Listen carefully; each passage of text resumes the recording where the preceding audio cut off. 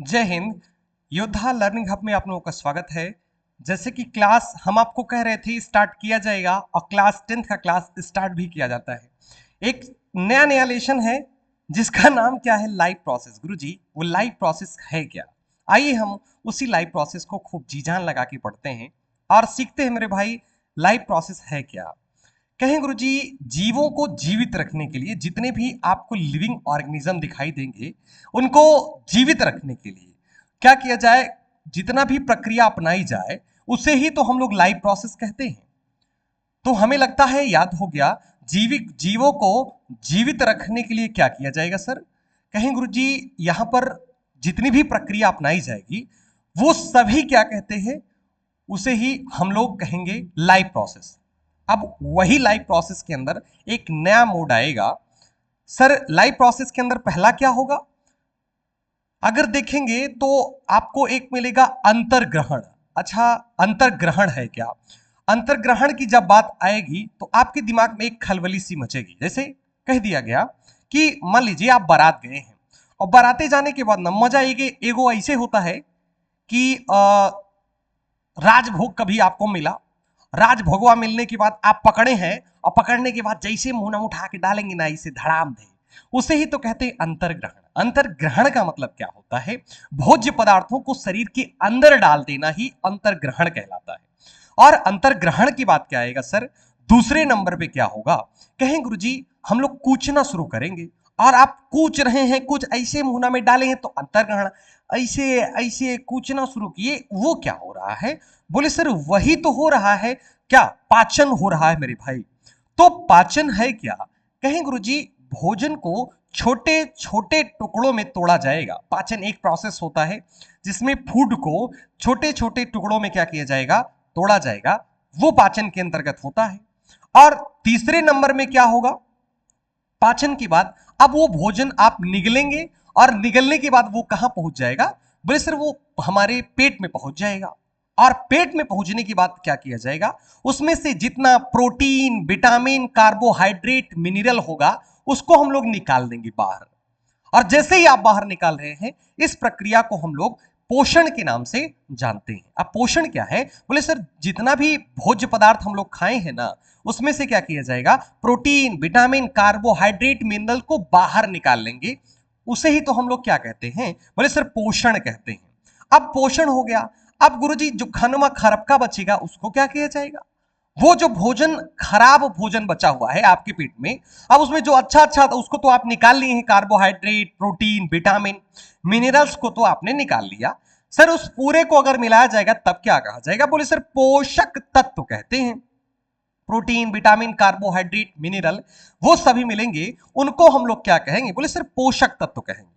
और वही पोषक तत्व हम लोग पूरे शरीर में उसका उपयोग करेंगे। अब जो गुरुजी खनमा बचा है उसका क्या किया जाएगा? जो भोजन बचा है उसको हम शरीर के बाहर निकालेंगे। और शरीर के बाहर निकालेंगे, चौथे नंबर पे क्या होगा मेरे भाई? कहेंगे सर उत्सर्जन होगा। क्या होगा? उत्सर्जन। उत्सर्जन का मतलब क्या होता है? शरीर से अपशिष्ट पदार्थों को बाहर निकालने की प्रक्रिया ही उत्सर्जन कहलाती है। जैसे मान लीजिए पूरे क्लास में बहुत सारे विद्यार्थी बैठे हैं और विद्यार्थियों में एक विद्यार्थी एगो ऐसे है जो बहुत अनुवादी करता है, तो टीचर खड़ा करेगा और कहेगा बाबू अभी एक काम करिए ना, आप चले जाइए क्योंकि आप बहुत क्लास को डिस्टर्ब कर रहे हैं। तो उस बच्चे का क्या कर दिया गया? उत्सर्जन कर दिया गया। समझ में? उत्सर्जन क्या होता है? बोले सर अपशिष्ट पदार्थों को शरीर से बाहर निकालना ही उत्सर्जन कहलाता है। जैसे हमारे शरीर के अंदर उत्सर्जन होता है किसका? गुरुजी पसीना निकलता है, पसीना निकलेगा, वो क्या हो रहा है? उत्सर्जन हो रहा है। कभी आप थूक दीजिए, वो क्या हो रहा है? गुरुजी उत्सर्जन हो रहा है। तो उत्सर्जन का मतलब क्या होता है? अपशिष्ट पदार्थों को शरीर से बाहर निकालने की एक प्रक्रिया होती है। हम लोग एक एक टॉपिक पढ़ेंगे। हम लोग जल्दी जल्दी क्या करते हैं, सबके बारे में एनालिसिस करना शुरू कर देते हैं। आइए लेके चलते हैं पोषण के ऊपर और इसी पोषण से पूरी कहानी हम लोग शुरू करते हैं मेरे भाई। कहें गुरुजी बिल्कुल लेके चलते हैं। देखिए सबसे पहले हम लोग क्या करेंगे, भोजन यहीं पे हम लोग पाचन को भी लिख देते हैं और यहीं पर पोषण, दोनों परिभाषा आप समझ में आ जाएगा। कहेंगे सबसे पहले क्या होगा कि एक भोज्य पदार्थ है, भोज्य पदार्थ को क्या किया गया? दिखाई दे रहा? हाँ सर दिखाई दे रहा है। भोज्य पदार्थ को क्या किया जाएगा? बोले सर शरीर के अंदर डाला जाएगा। और शरीर के अंदर डाला जाएगा, इस प्रक्रिया को अंतर्ग्रहण कहते हैं। क्या कहा जाएगा मेरे भाई? अंतर्ग्रहण कहा जाएगा। और अंतर्ग्रहण भोज्य पदार्थ कहां पर पहुंच गया गुरुजी? शरीर में पहुंच गया। और ये शरीर में पहुंचने के बाद इसको क्या किया जाएगा? छोटे छोटे टुकड़ों में तोड़ा जाएगा। जब इसको तोड़ा जा रहा है छोटे छोटे टुकड़ों में, तब इसको क्या कहा जाएगा? ए गुरुजी, इसको हम लोग पाचन कहेंगे। क्या? किसको तोड़ा जा रहा है मेरे भाई? इसी भोज्य पदार्थों को शरीर में पहुंचने के बाद इसी भोज्य पदार्थ को तोड़ा जा रहा है। किसको तोड़ा जा रहा है? भोजन को। और जब भोजन को तोड़ा जा रहा है, इस प्रक्रिया को हम लोग क्या कहते हैं गुरुजी? पाचन कहते हैं। और पाचन होने के बाद अब क्या निकलेगा? ए गुरुजी, भोजन में से ना दो चीज निकल जाएगा। क्या क्या निकलेगा मेरे भाई? कहेंगे पोषक तत्व अलग हो जाएगा, अपशिष्ट पदार्थ अलग हो जाएगा। कौन सा अलग हो जाएगा? कहेंगे गुरुजी पोषक तत्व अलग हो जाएगा। और क्या अलग हो जाएगा? अपशिष्ट पदार्थ अलग हो जाएगा। अब इसी अपशिष्ट पदार्थ को हम लोग क्या करेंगे? शरीर से बाहर फेंकेंगे, इसको शरीर से बाहर निकाल देंगे। इसे ही उत्सर्जन कहते हैं मेरे भाई। उत्सर्जन क्या होता है आपको याद हो गया होगा। बोले सर, शरीर से अपशिष्ट पदार्थों को बाहर निकालना ही उत्सर्जन कहलाता है। और पोषक तत्वों में अगर देखेंगे, पोषक तत्वों को निकालना, भोज्य पदार्थों से पोषक तत्वों को निकालना ही क्या कहलाता है? ए गुरुजी, पोषण कहलाता है। तो पोषण तो हमें लगता है याद ही हो गया। पोषण किसे कहते हैं सर? भोज्य पदार्थों से पोषक तत्वों को बाहर निकालना ही पोषण कहलाता है। हम लोगों के जब छोट छोट थे ना, उस समय में उसे खैलर हुआ करता था। और दहीवा मम्मी उसे क्या कहते हैं? जो हांडी होता है ना, हांडी आप जानते हैं, जो मिट्टी का एक बर्तन होता है, उसके अंदर दही को रख के और खैलर से धड़ाम धड़ाम धड़ाम धड़ाम मारने की बात क्या होता है? कहें गुरुजी, जितना नैनू होता है ना ऊपर आ जाता है। नैनू मतलब क्या होता है गुरुजी? घी को ही तो नैनू कहते हैं। धड़ाम धड़ाम मारे और ऊपर आ गया, और ऊपरा से हम लोग क्या करते थे? निकाल लेते थे, और बाद में उसका घी बनाया जाता था। वो क्या हो रहा है? कहें गुरुजी, यह निकाला जा रहा है उसमें से। अब वो क्या बन गया? ए गुरुजी, माठा बन गया। अब उसमें से क्या हो गया? बोले सर, पोषक तत्वों को निकाल लिया गया, उसे ही तो हम लोग पोषण कहते हैं। हमें लगता है कि पोषण आपको याद भी हो गया होगा कि पोषण है क्या। कहें गुरुजी, बिल्कुल याद हो गया। यहीं से हमारी एक कहानी शुरू होती है, भोज्य पदार्थों से। किससे मेरे भाई? कहें गुरुजी, फूड मटेरियल से, भोज्य पदार्थों से पोषक तत्वों को बाहर निकालना। किसको निकाला जाएगा? कहें गुरुजी, पोषक तत्व को बाहर निकाल लेंगे। पोषक तत्व में कौन होगा? प्रोटीन, विटामिन, कार्बोहाइड्रेट, मिनरल, वो सभी क्या होते हैं? ए गुरुजी, यही तो पोषक तत्व होता है। भोज्य पदार्थों से पोषक तत्वों को बाहर निकालना ही क्या करना भैया? बाहर निकालना क्या कहलाता है? कहें गुरुजी, पोषण कहलाता है। याद हो गया कि नहीं? हमें लगता है आपको कुछ कुछ समझ में आ रहा है कि नहीं? बोले सर, कमेंट बॉक्स में जरूर पिन करिएगा कि एकदम मजा आ जाएगा गुरुजी, एकदम लाजवाब। पोषण समझ में आ गया। और दूसरे नंबर पे क्या होगा? ए गुरुजी, पोषण दो प्रकार का होता है। पोषण कितना प्रकार का? कहें गुरुजी, दो प्रकार। अब पोषक तत्व का नाम अगर आपसे पूछ लिया गया तो पोषक तत्व का नाम बताइए। कहें गुरुजी, वो पोषक तत्व विटामिन हो सकता है, विटामिन जिसे कहते हैं। और दूसरे नंबर पे क्या होगा? कार्बोहाइड्रेट हो जाएगा गुरुजी, कार्बोहाइड्रेट हो जाएगा। उस पोषक तत्व का नाम बताइए ना गुरुजी, जिसको हम लोग बाहर निकाले हैं। उस पोषक तत्व का नाम बताइए। कहें गुरुजी, बिल्कुल बताएंगे। कार्बोहाइड्रेट होगा, कार्बोहाइड्रेट। और तीसरे नंबर पे क्या होगा? विटामिन, कार्बोहाइड्रेट, वसा होगा। और चौथे नंबर पे ए गुरुजी, प्रोटीन वो होगा। यहीं पे क्या लिख देंगे हम लोग? प्रोटीन को लिख देंगे। ये सभी क्या है? कहें यही तो है, सब सारे पोषक तत्व है सर। इन्हीं को तो हम बाहर निकाल रहे थे। तो भोज्य पदार्थों से पोषक तत्वों को बाहर निकालना ही क्या कहलाता है? बोले सर, पोषण कहलाता है। अब पोषण कितना प्रकार का होता है? पोषक तत्वों का तो नाम आपको पता ही चल गया होगा, लिखते चलिएगा। अगर आप फ्री ऑफ कॉस्ट पूरा सिलेबस कंप्लीट करना चाहते हैं तो आप लिखते चलिएगा, जरूर आपका कंप्लीट हो जाएगा। तो यहां से protein, vitamin, carbohydrate, minerals, protein, वसा सबको निकाल लिया गया। ये सभी क्या हैं? कहें गुरुजी, यही तो है पोषक तत्व। और पोषक तत्व की बात क्या चलेगा मेरे भाई? कहें गुरुजी, पोषण चलेगा। और इसी पोषण के प्रकार को हम लोग समझेंगे। आइए समझते हैं पोषण का प्रकार क्या होगा गुरुजी। सबसे पहले नंबर पे पोषण के, अब दूसरा हेडिंग आपका टॉपिक जरूर लिखते चलिएगा। सर दूसरी हेडिंग पढ़ाना शुरू कर दिए। पोषण के क्या लिखना है? कहें गुरुजी, प्रकार लिखेंगे। दो प्रकार का होता है। अब गाड़ी पहले के जमाना में गुरुजी वो किक वाला हुआ करता था, हम लोग लगा के पैरवा धाए और स्टार्ट हो गया लेके चले जाते थे। लेकिन आज वही सेल्फ स्टार्ट हो गया है। सेल्फ स्टार्ट में क्या होता है, एक गुरुजी एगो बगलिया बटन लगा होता है ना, और तो धड़ाम हमारी स्टार्ट और लेके चले जाएंगे। वो क्या है, कहेंगे गुरुजी सेल्फ स्टार्ट हो गया है। वैसे ही पोषण भी दो प्रकार का हुआ करता है। पहला क्या होगा, स्वापोषी पोषण। क्या होगा मेरे भाई, कहेंगे गुरुजी स्वापोषी पोषण। और दूसरे नंबर पे क्या होगा, बोल सर विषम पोषी पोषण होगा। तो आइए हम लोग समझते हैं स्वापोषी पोषण और विषम पोषी पोषण क्या है। स्व मतलब क्या होता है, ए भैया स्वयं होता है। और पोषण माने क्या होता है, भोजन बनाना। वह जीव जो अपना भोजनवा ना गुरुजी अपने बना लेता है उसे ही स्वापोषी पोषण कहते हैं। और विषम पोषी किसे कहते हैं सर, जो अपने भोजन के लिए दूसरों पर निर्भर होते हैं, दूसरे जीवों पर क्या होते हैं भैया, निर्भर होते हैं गुरुजी, डिपेंड होते हैं, दूसरे जीवों पर डिपेंड होते हैं, निर्भर होते हैं, उसे ही हम लोग विषम पोषी कहेंगे। अच्छा गुरुजी स्वापोषी, जिस दिन आप खुद पैसा कमाने लगिएगा ना तब आप स्वापोषी हो जाइएगा, और जब तक आप पापा के पैसा से पढ़ रहे हैं ना तब तक आप विषम पोषी हैं। विषम पोषी का मतलब क्या है, गुरुजी पापा पैसा कमाते हैं और हमको देते हैं, हम क्या है, विषम पोषी हैं, और पापा उस जगह पे क्या है, स्वापोषी हैं। लेकिन वो एग्जाम्पल के लिए सही है भैया, पापा स्वापोषी नहीं है। महिलाओं को कह दिया गया कि आप गुरुजी मम्मी तो स्वापोषी है ना, गुरुजी मम्मी खाना अपने बना लेती हैं। भैया हो मम्मी को किचन के पास भेजिए और वहां पे जितना भी भंडारण रखा हो, जितना भी वहां पर आटा दाल सब कुछ रखा हो, सब कुछ हटा दीजिए। मम्मी तुमको बर्तनवा फोड़ फोड़ के बना के खिलाएंगे और जवन जवन बढ़िया बढ़िया सोहर सुनाएंगी तुमको ना, दोबारा तुम्हारा मन नहीं करेगा ये सब पंचायत करने का। समझ नहीं, आप थोड़ा सा भी अगर इधर उधर किए ना तो मम्मी बहुत बढ़िया बात बोलती हैं, इसको जान लीजिएगा। तो मम्मी भी क्या है, अगर अनाज आएगा वही अनाजवा को मम्मी आपको खिलाएगी बना के।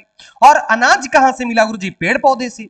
तो जितने भी पेड़ पौधे होते हैं वो सभी स्वापोषी होते हैं।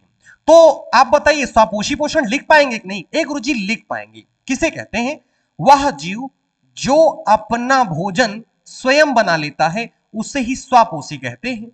तो लिख लेंगे कि नहीं परिभाषा, कहें लिख लेंगे गुरुजी, वह जीव जो अपना भोजन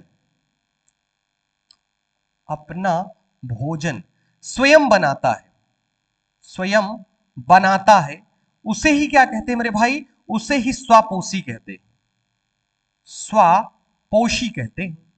और विषम पोषी किसे कहते हैं मेरे भाई, कहें गुरुजी वह जीव जो अपने भोजन के लिए दूसरे जीवों पर निर्भर होते हैं। इसका मतलब समझा कि नहीं, अपने भोजन के लिए यही में जोड़ लीजिएगा, दूसरे जीव पर निर्भर होते हैं, उससे ही क्या कहते हैं गुरुजी, विषम पोषी कहते हैं। क्या कहते हैं मेरे भाई, कहें गुरुजी विषम पोषी कहते हैं। तो स्वापोषी और विषम पोषी आ गया होगा, खूब बढ़िया से समझते चलिएगा। अच्छा गुरुजी ये बताइए आप कि स्वापोषी में होगा कौन, जितने भी प्लांट होते हैं, जितने भी पेड़ पौधे होते हैं वो सभी स्वापोषी हैं।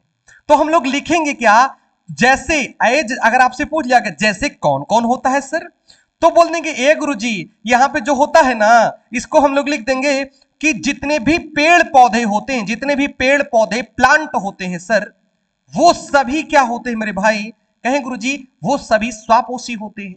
और विषम पोषी कौन होगा, जितने भी क्या होंगे, कहें जितना भी जीव होगा, मानव जितना भी जंतु होगा, वो सभी क्या होते हैं, विषम पोषी पोषण करते हैं। अब स्वापोषी और विषम पोषी हमें लगता है एकदम बढ़िया से समझ में आ गया होगा।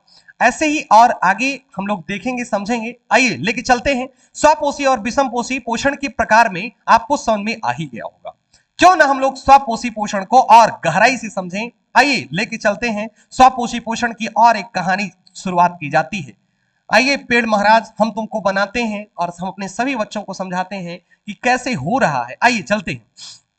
देख भैया यहां पर एक क्या है, एक गुरुजी यहां पे एगो पौधा है, एगो पौधा बना दीजिए और पौधा में ना देखेंगे, कहे गुरुजी यहां पर पत्तियां होंगी, बिल्कुल होंगी गुरुजी, ये रही पत्तियां।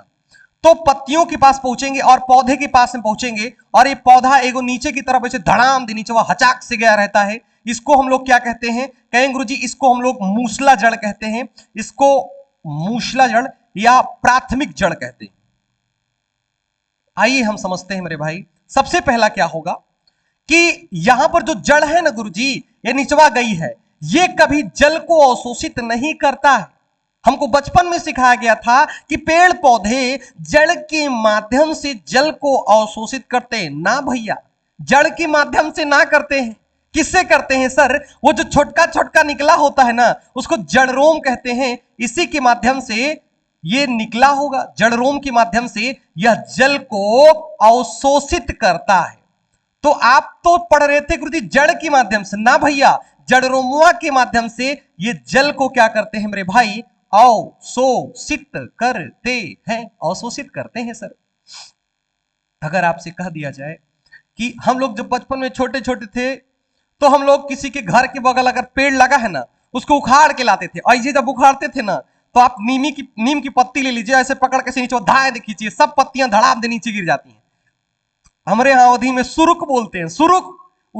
तो अब क्या हो गया, आप उस पत्ती, अब उसमें जितना भी जैसे पेड़वा उखाड़ के लाए हैं, और पेड़वा उखाड़ के लाए, सब बगलिया बगलिया जो जड़ रोमुआ था सब सुरुक उठा, अल्लाह की लगा दिए।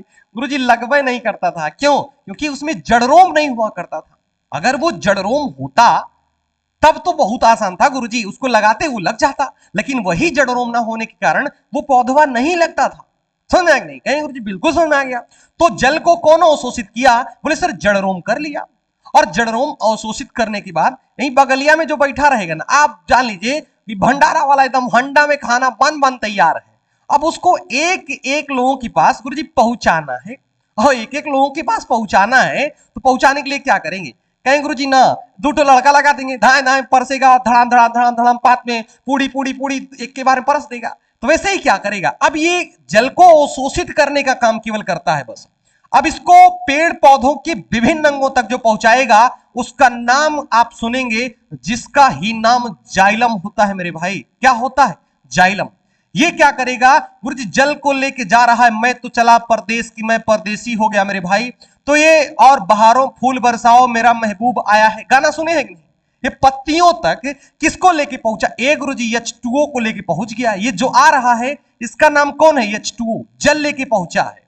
तो दो चीज तो आपको याद ही रहना चाहिए। एगो कहेंगे गुरुजी जड़रोम याद रहेगा, जड़रोम जो जल को अवशोषित करने का काम। जब हम लोग छोटे छोटे थे, एगो सोत्था लिया रहते, सोत्थवा, और सोत्थवा जमीनिया में जहां पानी गिरा हो ऐसे लगाइए, और लगाने के बाद ना ऐसे धड़ाम में दबाइए और दबा के छोड़ दीजिए, भाग कर फूल जाएगा। इसके अंदर जितना पनिया होगा ना वो सब सोख लेगा। उसको साइंस की भाषा में क्या कहते हैं? ए गुरुजी अवशोषित हो गया, और अब वो जल अवशोषित हो गया। अब उसको कोई ना कोई तो होगा ना जो पेड़ पौधों के सभी पार्ट में पहुंचाने का काम करेगा। अच्छा गुरुजी पहुंचाएगा कौन? अब जुट पड़ा है जाइलम का, महाराज एकदम आप बैठिए बस एकदम पात लगा के हम पहुंचाने का काम करेंगे। तो वहां पे कर कौन रहा है? तो जाइलम क्या करेगा? ये जल का परिवहन करेगा। क्या करेगा मेरे भाई? जल का परिवहन। परिवहन का मतलब क्या होता है? आप देखेंगे जो बस होता है ना, रोडवेज, उसके ऊपर परिवहन मंत्रालय, जो एक जगह से मनी उठाएगा, भरेगा, धाए धाए धाए धाए, उठा ले जाके किसी दूसरे जगह पे छोड़ देगा। वो कर क्या रहा है? बोले सर परिवहन कर रहा है। परिवहन का मतलब क्या होता है? एक स्थान से उठा करके दूसरे स्थान पर उठा करके पटक देना ही परिवहन हो रहा है। आज पेड़ पौधों में जल का परिवहन कौन कर रहा है? बोले सर जाइलम कर रहा है। और जाइलम हर एक अंगों तक किसको पहुंचाएगा? जल को पहुंचा देगा। अच्छा गुरुजी जला तो पहुंच गया है, कौन पहुंचा है मेरे भाई? जल। H2O आज पेड़ पौधों की पत्तियों के पास पहुंच गया है। आइए हम लोग और पत्ती के पास देखते हैं, और दूसरा अगर टॉपिक देखेंगे, यहां पे एक गुरुजी ना पत्तियों के ऐसे नीचे निचली सतह पर छोटी छोटी छोटे छोटे छिद्र पाए जाते हैं, और जो छोट छोट छिद्रवा है ना मेरे भाई, इसी को तो रंध्र कहते हैं। रंध्र किसे कहते हैं? स्टोमेटा किसे कहा जाता है मेरे भाई? कहें गुरुजी जो पेड़ पौधों की पत्तियों में छोटे छोटे छिद्र पाए जाते हैं ना गुरुजी, उसे हम लोग रंध्र कहते हैं। अच्छा रंध्रवा करेगा क्या? जैसे हम लोगों के खाने के लिए मुंह होता है, हम लोगों के सांस लेने के लिए नाक होता है, वैसे पेड़ पौधों में सांस लेने के लिए क्या होता है? कहें स्टोमेटा होता है गुरुजी। स्टोमेटा करेगा क्या? ये वायुमंडल से कार्बन डाइऑक्साइड को धड़ाम दे अंदरवा ले लेगा और ले जाएगा अपने अंदर। हम अंदर ले जाने के बाद प्रकाश संश्लेषण होगा, उसको तो हम अभी समझेंगे। प्रकाश संश्लेषण होने के बाद उसे बाहर निकालेगा। तो हम लोग क्या पढ़ेंगे, कहेंगे गुरुजी स्टोमेटा हमको समझ में आ गया। रंध्र किसे कहते हैं, पत्तियों की निचली सतह पर पाए जाने वाले छोटे छोटे छिद्र को रंध्र कहते हैं। एक बार आईएएस में क्वेश्चन किया गया था, यदि पत्तियों की सतह पर हम वासलीन लगा दें, क्या ये सर फोटोसिंथेसिस रुक जाएगा, प्रकाश संश्लेषण? नहीं रुकेगा भैया, क्योंकि यहां पर नीचे की तरफ रंध्र पाए जाते हैं, केवल 10% ऊपर की तरफ पाए जाते हैं रंध्र। 10% क्या होगा, ऊपर की तरफ, जबकि 90% क्या होता है मेरे भाई, नीचे की तरफ रंध्र पाए जाते हैं। स्टोमेटा कहां होता है, पेड़ पौधों की पत्तियों में निचली सतह पर पाए जाने वाले छोटे छोटे छिद्र को हम लोग रंध्र कहते हैं, स्टोमेटा कहते हैं मेरे भाई। आज वही स्टोमेटा एक नया रूप लेगा। मिटाई तो हमको लगता है समझ में आ गया। जल रोम करता क्या है, हे गुरु, जल को अवशोषित करता है। दूसरे जाइलम क्या करता है, जल का परिवहन करता है। ये समझ में आ रहा है कि नहीं, थोड़ा थोड़ा समझ में आएगा भैया, धीरे धीरे करके। ऐसे इतना आसान होता ना तो शायद सब पढ़ लिए होते। बाबू पढ़ाई बड़ी बड़ी मासूम और बड़ी खतरनाक चीज होती है। अगर आप इसे मासूमियत से लेंगे तो बहुत मासूम दिखेगा, अगर आप खतरनाक रूप से लेंगे तो बहुत ही खतरनाक दिखेगा। देख मेरे भाई, 90% रंध्र, आपसे पूछ पेड़ पौधों की पत्तियों में, तो रंध्र की परिभाषा लिखने की जरूरत है ना गुरुजी। पत्तियों में पाए जाने वाले छोटे छोटे छिद्र को, पाए जाने वाले छोटे छोटे जो पोर होते हैं, छोटे छोटे छिद्र को रंध्र कहते हैं, रंध्र कहते। हमें लगता है रंध्र एकदम बढ़िया से याद हो गया होगा। अब रंध्र हम लोग क्या पढ़ेंगे, ए गुरुजी, रंध्र जो होता है ना, दो प्रकार का होता है। रंध्र कितने प्रकार का होता है, 2 प्रकार के। एक पहला क्या होगा मेरे भाई, कहें गुरुजी खुला रंध्र होगा, और दूसरे नंबर पे क्या होगा मेरे भाई, कहें गुरुजी बंद रंध्र होगा। तो रंध्र कितना प्रकार का होगा, कहें गुरुजी 2 प्रकार का होगा, एक खुला रंध्र और एक क्या होगा, बंद रंध्र होगा। आइए हम लोग कहानी को लेकर चलते हैं। खुला रंध्र है क्या, खुला रंध्र में आपका स्वागत है, और खुला रंध्र को हम लोग देखेंगे, ध्यान से समझिएगा। चले हम लोग रंध्र समझ में आया नहीं, पत्तियों की निचली सतह पर पाए जाने वाले छोटे छोटे छिद्र को ही तो हम लोग रंध्र कहते हैं मेरे भाई। और वही आज रंध्र कितना प्रकार का हो गया है गुरुजी, 2 प्रकार का हो गया है। एक खुला रंध्र है और एक क्या है मेरे भाई, कहें गुरुजी बंद रंध्र है। हम लोग जल्दी से पढ़ते हैं किसके बारे में, कहें गुरुजी खुला रंध्र। फिगर बनाए हम आपके सामने, बना देते रहे, खूब खूब बढ़िया से बना रहे हैं। और पत्तियों के पास कौन पहुंचा है, जल। आप समझ रहे हैं, पत्तियां हैं और इस पत्तियों के पास कौन पहुंचा है, कहें गुरुजी H2O पहुंचा है, H2O जल पहुंच गया है। और अब आप समझेंगे खुला रंध्र। मान लीजिए ऐसे ही आप फिगर 2 बनाइएगा, ऐसे एक बना दीजिएगा और एक ऐसे बना दीजिएगा, ऊपरा मिटा दीजिएगा, नीचवा मिटा दीजिएगा, ऐसे लाके यहां मिला देंगे, ऐसे लाके यहां मिला देंगे, ऐसे लाके यहां। ये जो बन गया, कहें गुरुजी खुला रंध्र है। और बंद रंध्र जब बनाएंगे ना गुरुजी, ऐसे बना देंगे एकदम धड़ाम दे धड़ाम दे धड़ाम दे धड़ाम दे। तो ऐसे ही ये सभी क्या होती हैं, एक गुरुजी सुरक्षा कोशिकाएं होती हैं। रंध्र के चारों तरफ पाई जाने वाली कोशिकाएं जो होती हैं, जिन्हें हम लोग गार्ड सेल या सुरक्षा कोशिकाएं कहते।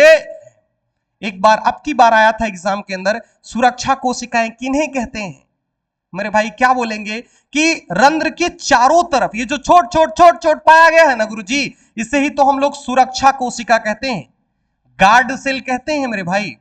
सुरक्षा कोशिका किसे कहते हैं, तो बोले सर सुरक्षा कोशिकाएं रंध्र के चारों तरफ पाई जाने वाली कोशिकाओं को हम लोग गार्ड सेल कहते हैं।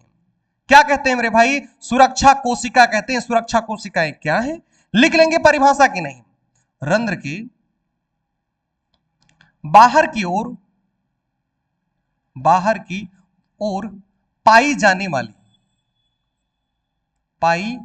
जाने वाली कोशिकाओं को ही सुरक्षा कोशिका कहते हैं, गार्ड सेल कहते।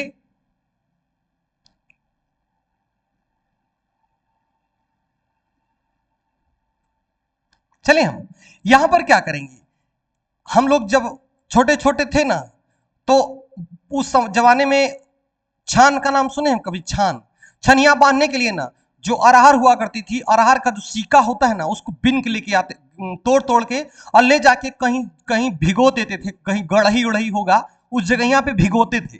अच्छा गुरुजी, जो भिगोया जाता था ना, वो भीगने के बाद उसको मोड़ते समय टूटता नहीं था। अच्छा वो टूटता नहीं था, क्यों, वैसे ही आज ये सुरक्षा कोशिकाओं के पास कौन पहुंचा, जल। जल जब पहुंचता है इसके अंदर, वह जाएगा ना गुरुजी जल, H2O जब अंदर एंट्री करेगा तो सुरक्षा कोशिकाएं क्या होती हैं गुरुजी? फूल जाती हैं। सुरक्षा कोशिकाएं क्या होती हैं? फूल जाती हैं।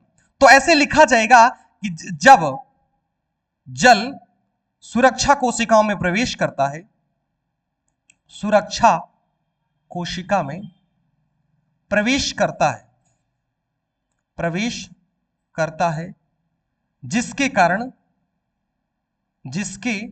कारण सुरक्षा कोशिकाएं फूल जाती हैं। जिसके कारण क्या होता है मेरे भाई? कहें गुरुजी जिसके कारण सुरक्षा कोशिकाएं फूल जाती हैं, फूल जाती और रंध्र खुल जाता है। और रंध्र क्या हो जाता है? खुल जाता है, रंध्र खुल जाता है। और हम लोग कल बंद रंध्र के बारे में पढ़ेंगे, और खूब ध्यान से आप पढ़ते चलिएगा। ऐसे धीरे धीरे करके वीडियो को बड़ा किया जाएगा। अभी से ही अगर बड़ा कर देंगे तो बहुत बड़ा पैनिक होगा। और मिलते हैं नेक्स्ट क्लास में, तब तक के लिए जय हिंद।